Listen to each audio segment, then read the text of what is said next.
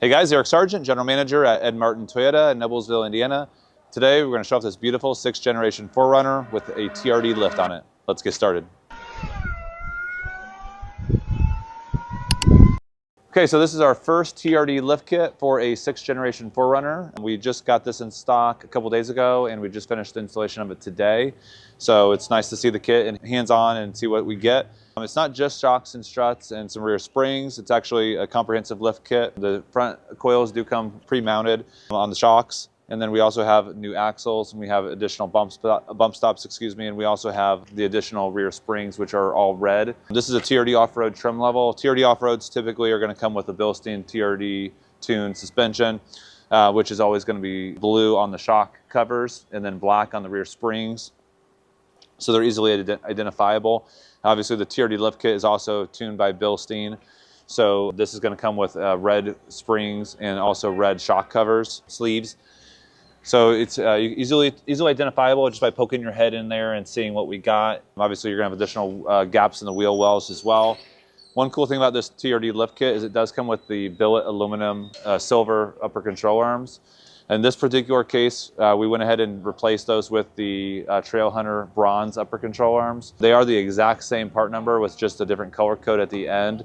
So the reason that we wanted to do that in this particular case, it may be a little bit wasteful, but mainly we just wanted all the bronze to match. We put Trailhunter wheels, we put bronze emblem overlays on this vehicle, and with underground, it just looks awesome. So yeah, with that said, we got the lift kit. Of course, when you add a lift, you got to get tires, you know. So what we went ahead and chose to do, since we're going with the 18-inch bronze wheels, was the Toyo Open Country AT3s. We went with a 285/75/18, which is about a 34.7-inch diameter tire, 11.3 inches total width. We really wanted to go with this tire because we use this tire on TRD lift kit Tacomas and they seem to fit no problem without the mud flaps on them.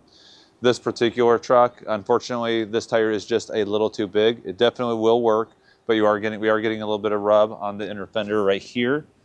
And so since there's really not much we can do about that because this vehicle is brand new, it's not sold yet, it's a showroom build, we are going to have to put a 285/70/18 tire on it, which is going to be about 1 inch smaller. So it's going to be just under 34 inches, about 33.8 inches total width by 11.5 inches in width. But this is how it looks with the 285/75 35-inch tire on it.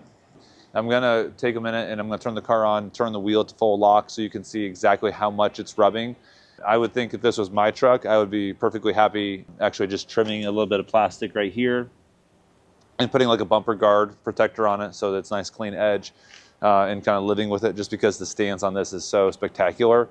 But again, being a brand new car, I don't know that I would want to do that make that decision for somebody else. So we'll do a full video walk around on this truck once we have the build finished. We have a couple more things to do. We got to bring the tires down to the 34-inch size, 285/70/18. We're also going to put a Trailhunter front grille on here as well. Not the light bar on the bottom piece, but just the top piece. And then we're going to put a Trailhunter skid plate underneath of it as well. So a couple more things to do, but let's go ahead and turn the car on, put it at lock, and show you how the tires fit.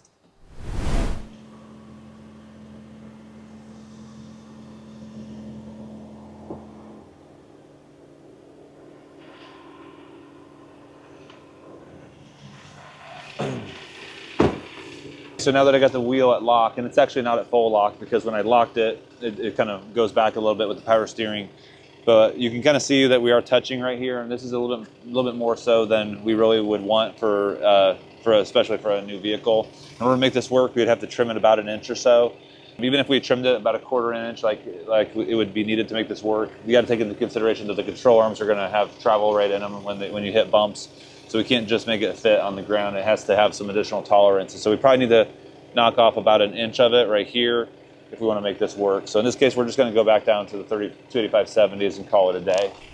Again, we'll have this wrapped up in another day or two once we get a couple extra things added to it. But please let us know what you think in the comment section below. Please hit thumbs up and subscribe to the channel for future 4Runner content.